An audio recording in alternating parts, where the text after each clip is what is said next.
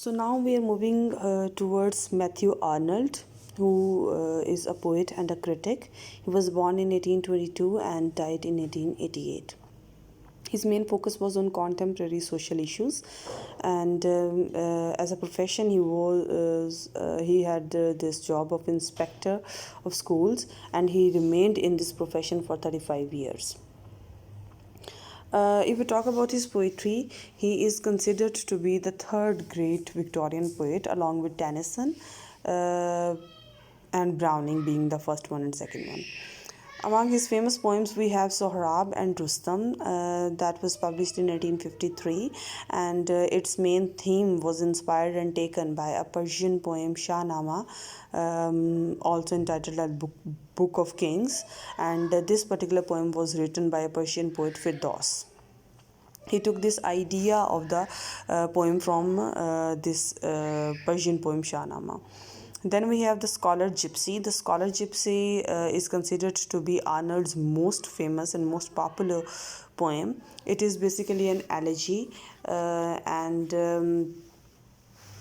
it is the story revolves around an Oxford student who left his studies and joined a band of gypsies, and how he had a deeper insight into the life of gypsies, and he realized that those gypsies have their own set of norms and traditions, and along with that they have some very definite sort of language structures that they have developed, and they have a proper setup of their sort of education and their sort of traditional upbringing of their kids. Then there is another poem that is entitled Thesis. It is basically an elegy to his friend Arthur Hugh Clough, who died. Among his works in criticism, we have Culture and Anarchy, and Culture and Anarchy is basically a series of essays.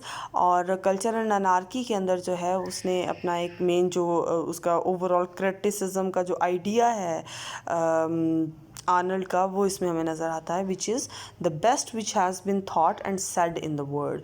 यानी criticism का जो main purpose है वो भी वो इसी के through define करता है कि वर्ड के अंदर जो बेस्ट थॉट्स और बेस्ट वर्ड्स हैं, बेस्ट रिटन डॉक्यूमेंट्स हैं, उनको फाइंड आउट करना, उनको कैटेगराइज करना, that is the main purpose of criticism.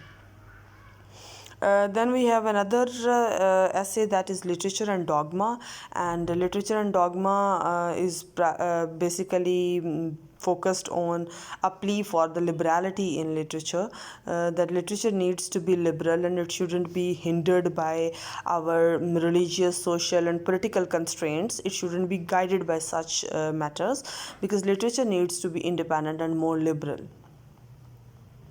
Next we have John Ruskin, who was born in 1819 and he died in 1900. John Ruskin is an art critic, a socialist, a philanthropist. His main contribution towards literature is being an art critic. He was not a critic of literature only, but different arts. Means there was like painting was his main what you can say area. He basically tried to humanize political economy. He had this idea that the economy shouldn't be entitled as something like political and something जिसको जो है वो सिर्फ political entities जो हैं वो control कर रही हों. Its main purpose should be the ultimate benefit of humanity. According to Tolstoy, another great writer, John Ruskin is considered to be one of the greatest men of Victorian age, because his contributions, not only in literature, in criticism, but also as a philanthropist and as a socialist, his contributions are like extraordinary. Among his famous works, we have Modern Painters, The Stones of Venice, The Seven Lamps of Architecture, Unto This Last.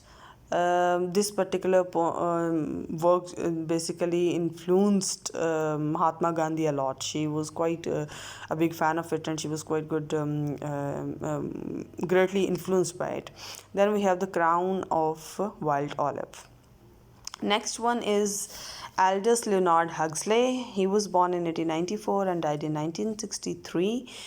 He was a writer and a philosopher, and if we talk about his literature, he was basically a novelist, an essayist, and a poet. His main interests were with aesthetics, social philosophy, philosophy of mind, and religion. These were his core areas about which he was creating his literature, and about which he had a deeper insight into. Then he was 7 times nominated for the Nobel Prize in Literature. This is something extraordinary, that he had this distinction of being nominated 7 times. Not exactly कि वो 7 दफ़ा उसको मिला था, but he was nominated. That is also something extraordinary. Among his major works we have Brave New World, Counters Point, Island, The Doors of Perception, The Devils of London, and The Perennial Philosophy. Okay, ji, that's it.